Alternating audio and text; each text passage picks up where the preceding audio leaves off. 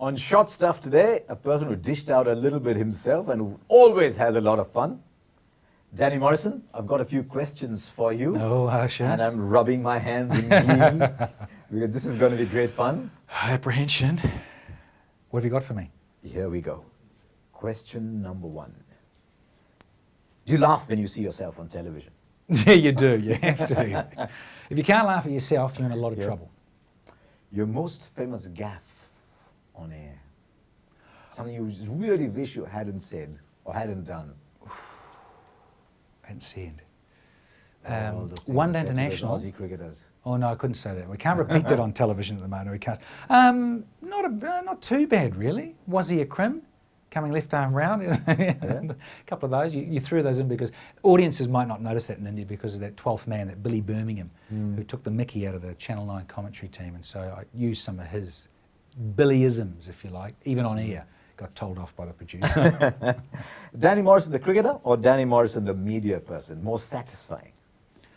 Hard one to split, really. I mean, of course you do. You're never going to change it. You're sort of living the dream of playing cricket at the highest level, which a lot of people never thought I'd be able to do. And then media, rubbing shoulders with your heroes still again. You're becoming a very good media person because you're not answering my questions. Yes, just the spin doctoring around. The more satisfying? The most satisfying? Probably playing. Yeah. I should think so. Yeah, It took you a long time to say what you actually wanted to say. Yeah, absolutely. Only because you twist it for me. I'm double-minded.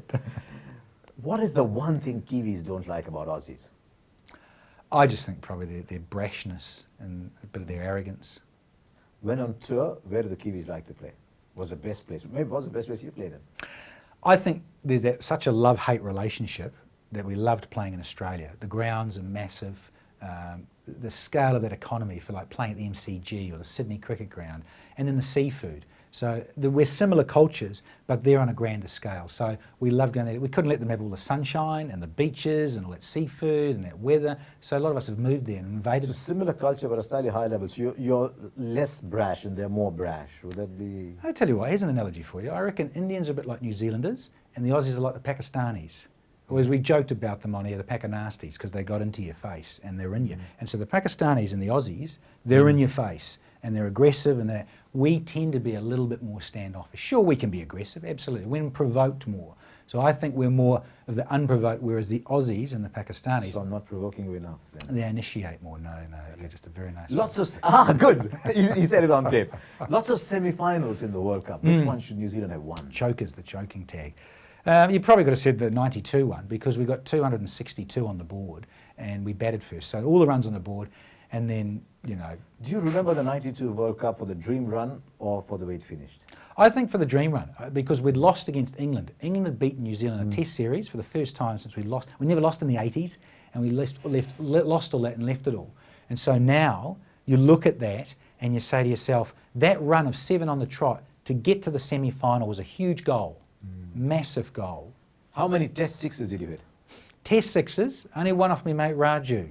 And I did that in India here in 95. Got lucky and just chipped him over the top. Who was surprised more, the bowler or the batsman? Oh, look, I was using one. I think I borrowed Sidhu's bat. We swapped bats and stuck different stickers. Yeah, serious? Sid gave us a bat and I used to give him shoes. Yeah. Usually those lovely, beautifully bowed bats. And of course they've got pretty big and fat since then. They go, but back then, that whole banana, but we swapped. And I just where did you hit him for 6?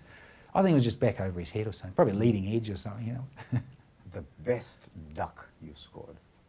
The best duck I've scored. I'll tell you the best duck I've scored. But getting out or not out? That is, the best. There's so many of them. I love your involvement with the duck, out or not out. It's still a duck.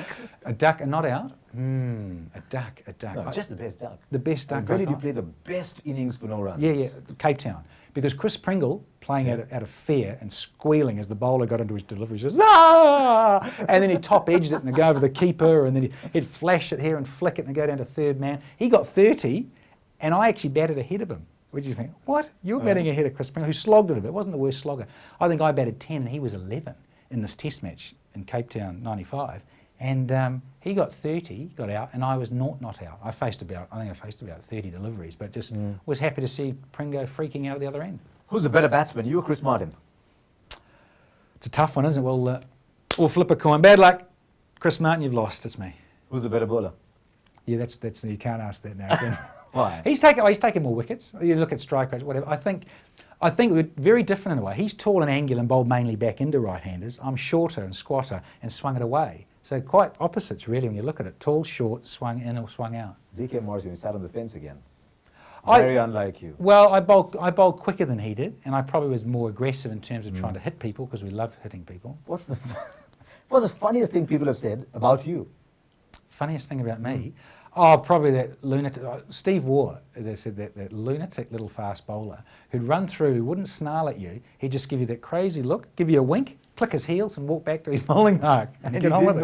you didn't know the background in pantomime, ideally.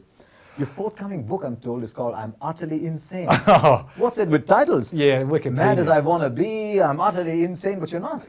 No, it's just I think a tongue-in-cheek thing from Wikipedia. But So there is no book. no, we'll leave that to the What a wife. tragedy. Well, the wife does all the books now. I'm sure she doesn't write a book called I'm Utterly Insane. Well, as mad as I want to be, I came up with that because Dennis Rodman at that time, the basketball player from the Chicago Yes. Bulls, did Bad as I Want to Be. So we just simply we couldn't use I couldn't use Confessions of a Quickie because I think Mike Whitney had used that and different other things, you know, from the Fast Lane and stuff like that, or Danny Morrison, My Mad as I Story. Wanna Be. So as mad as I want to be because you know, buggle, we're mad, have fun. You got to have fun. It was so the context was a mad sense of humour. And it could be, was he mad about being sacked and finishing his career? One of the journalists were mad. I think it's as sad as I want to be because obviously I was frustrated and mad, so it was quite apt at the time. There you are. Never a dull moment with Danny Morrison. Well, if you wondered why the old crazy look, the bugger look, I'm afraid it's in the genes, isn't it? And Taze, you're doing both? Can you do both? Both eyebrows. Girls can do anything.